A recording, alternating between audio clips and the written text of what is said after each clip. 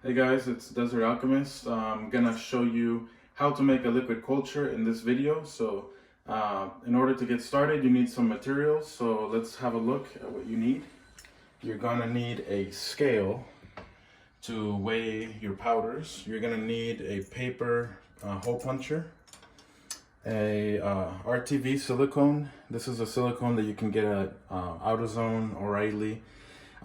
When you buy it, make sure it's a high temperature RTV silicone gasket sealer and it's a red color.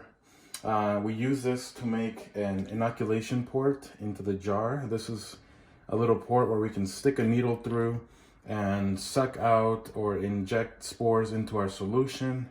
It's self-sealing and it's resistant to high temperatures, so it's perfect for the autoclave. Aside from that, we're gonna need the micropore tape because we're gonna tape up a hole in the jar where oxygen's gonna come through. Micropore tape you can buy at Walmart, Walgreens, online, wherever. It's just a tape that's made out of a paper material that's porous, and it allows the culture to breathe. And lastly, of course, you need some jars, mason jars, and I forgot to say this in the other video, but you're gonna need one of these little stir bars, a magnetic stir bar. This is important because when you put this in the jar and you make your solution, it's sealed, and then you put it on top of a magnetic stir and the stir bar spins and breaks the mycelium up. That way you can suck it out with a syringe, so that's very important too. We brought some food coloring, which is not necessary, but I do it for fun. I like to make my cultures colorful. But the main ingredients would be dextrose and malt extract, which we're gonna make a 4% solution out of to put in each of the jars. If you don't have access to a dextrose or malt extract where you live, you can also use the maple syrup, the Caro. There's a clear one, which is one that I would recommend.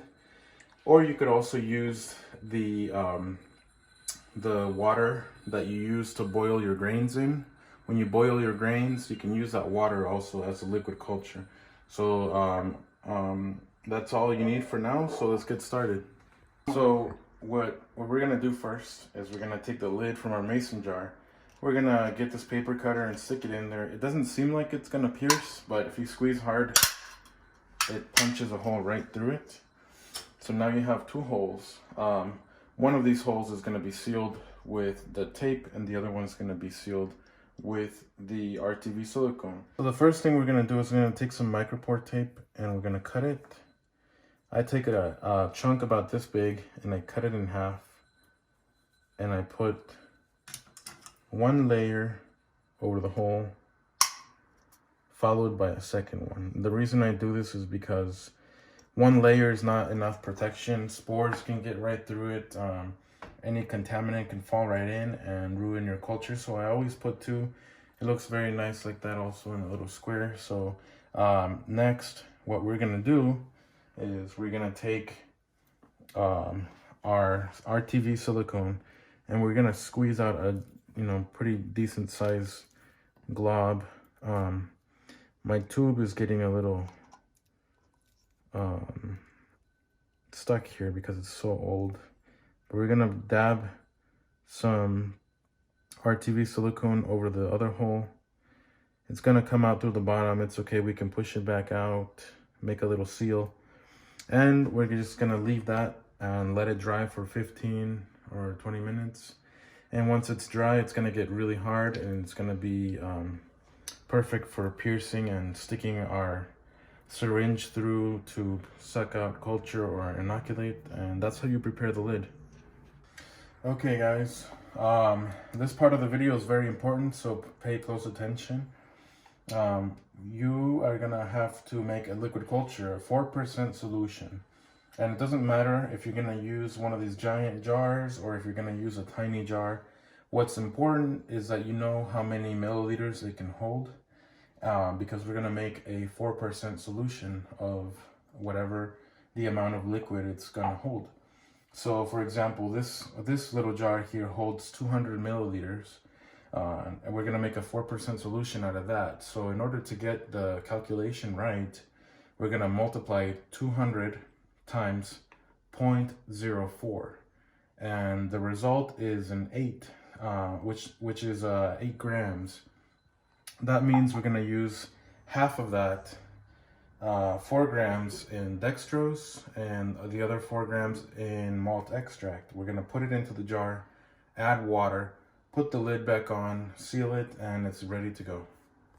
So we're gonna add 4 grams of each powder. I went a little bit over. It doesn't really matter as long as you're close enough. This is 4.1. It's okay. We're gonna put it in, and then I'm gonna get my dextrose, and we're gonna do the same thing. Add enough powder to make 4 grams. And got the same number, so I guess we're gonna go with that. It's not really gonna make much of a difference. We're gonna put it in the jar, and that jar is good to go. So now what we're gonna do is we're gonna add the water and the stir bar. The jar is ready to go. We can put the lid on it and we can stick it in the pressure cooker.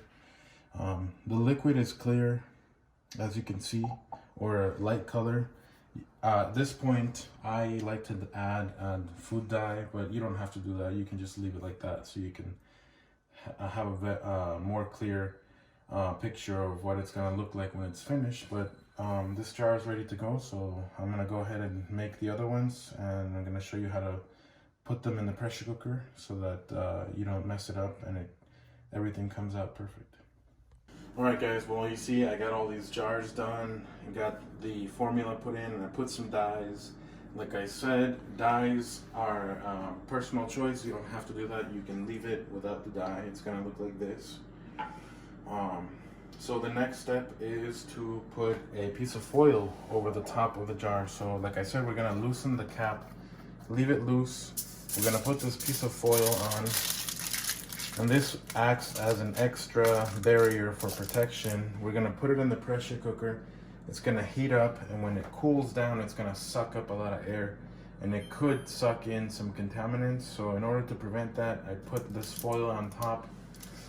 Once it's cooled down, then I will tighten the lid, and then I'll put it in the fridge or put it wherever I need to put it. But I always keep this foil on because it protects the solution from any contaminants falling in. If I have to inoculate, I'll remove the foil, inoculate, or suck up whatever I need to suck up out of the culture, put the foil back on, and goes back right into storage.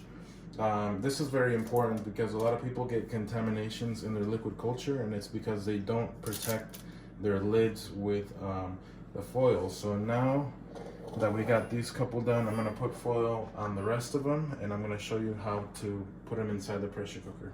Okay, so last step, you just put them in the pressure cooker.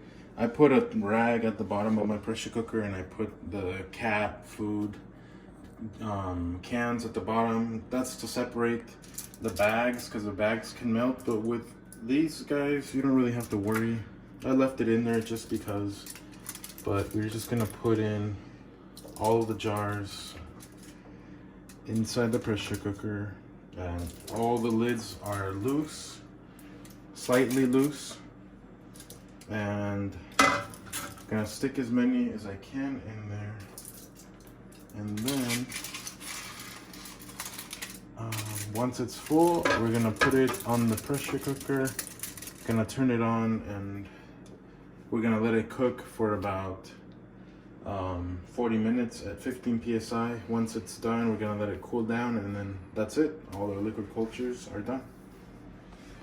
Okay, so our last step is to put it on the burner. So I put this pot on the burner. It's gonna heat up, it's gonna boil. The needle's gonna hit 15 psi. Once it hits 15 psi, we're gonna start counting. We're gonna put our timer on for 40 minutes. After 40 minutes, we turn it off, and it's gonna stop making noise, and then we're gonna let it cool down for about let's see, I don't know, 2 or 3 hours. It's gonna take the cool down, maybe 5. But once it's finished, you have a clean, sterile liquid culture ready to inoculate with spores or another culture from a mushroom, whatever you want to use it for. They're all ready to go. Don't forget to tighten the lid once it's cooled down. That way there's no contaminants that can fly in. And that's how you make a liquid culture, Desert Alchemist style. All right.